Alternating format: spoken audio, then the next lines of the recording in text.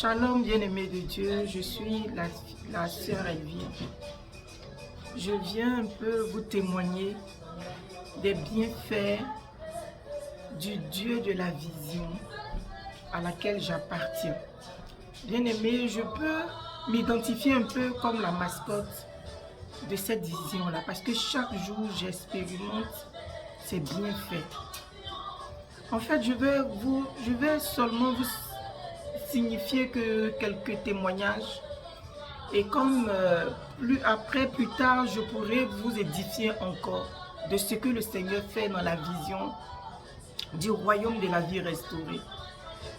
Et nous avons notre Père, le pasteur, le prophète Yugon, vraiment Eli, qui est notre papa, qui nous enseigne, qui nous montre et qui nous éduque pour nous montrer que la vie chrétienne ne repose pas sur nous en fait. Donc bien aimé, je ne vais pas être longue, je vais juste vous édifier par ce témoignage. Bien aimé de Dieu, j'étais avec mes enfants, on habitait dans un quartier ici en France, à Saint-Cyr. Quand on a aménagé, je ne connaissais pas bien le quartier. Mais bien aimé, l'école des enfants n'était même pas loin de la maison. Mais j'avais cette peur, cette crainte-là sur la vie de mes enfants. C'était comme si j'avais mis un esprit sur la vie de mes enfants. Donc c'était un rejet, une impression que mes enfants, il fallait que ce soit moi qu'ils aient ma coupole, que c'est moi qui dois les garder jour et nuit. Donc bien aimé, à chaque fois, je venais du travail et j'étais épuisée, j'habitais au 4e étage sans ascenseur. Malgré que j'étais épuisée, que je montais une côte de la gare jusqu'à chez moi à la maison. Mais il fallait que je parte les chercher. Le matin, il fallait que je parte les déposer à l'école avant d'aller au travail. Et quand je finissais le travail, je devais encore les chercher. Donc bien aimé, j'étais épuisée sans moi-même me rendre compte. Même quand ils devaient aller au parc, je devais être avec eux, bien aimé. Comme si j'avais peur, une peur sur la vie que j'avais mise sur la vie de mes enfants. Je n'étais pas libre et mes enfants n'étaient pas libres. Ils ressentaient cette oppression-là. Bien aimé de Dieu, je suis dans une vision où le Seigneur nous dit, dans Matthieu 11, au verset 28, « Venez à moi, vous tous qui êtes fatigués et chargés, et je vous donnerai le repos. » Bien-aimé, voici la vision dans laquelle je suis. Et la parole s'applique. Le Dieu de la parole s'applique dans cette vision. J'étais fatigué, bien-aimé. Je n'avais pas le repos. J'étais stressé. J'avais une emprise sur les enfants que moi-même je n'arrivais pas à réaliser. J'étais épuisé. Jusqu'à ce que mon père spirituel, le Seigneur lui dise de venir me parler pour me dire, relâche ces enfants-là. Bien-aimé, j'ai obéi sans chercher à savoir. J'ai obéi.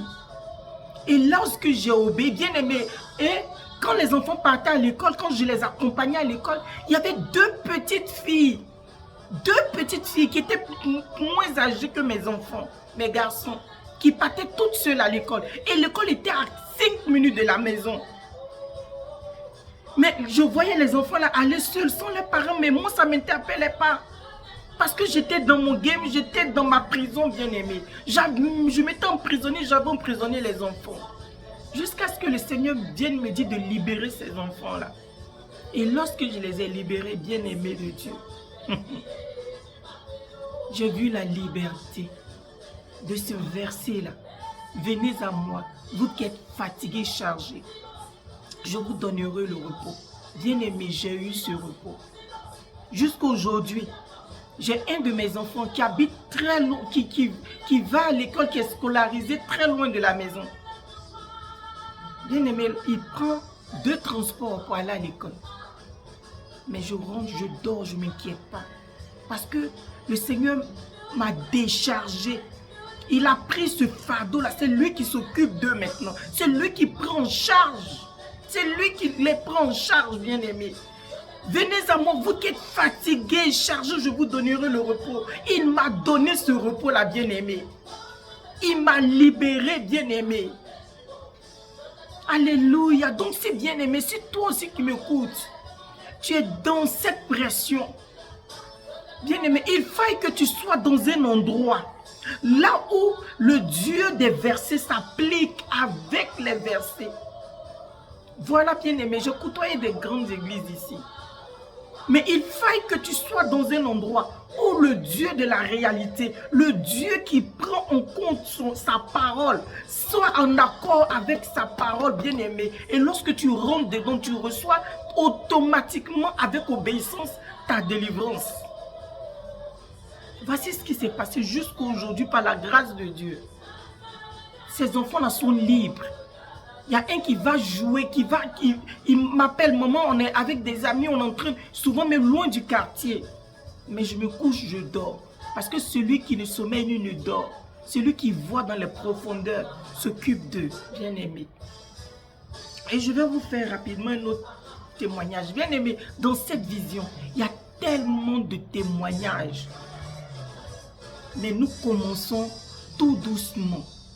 Je vais faire un autre témoignage, bien-aimé, pour la gloire de notre Dieu.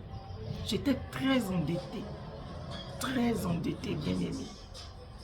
Et l'argent que j'ai pris, j'ai rien fait. Très endetté, bien-aimé. Et quand tu es dans une autre nation, bien-aimé, il y a des réalités.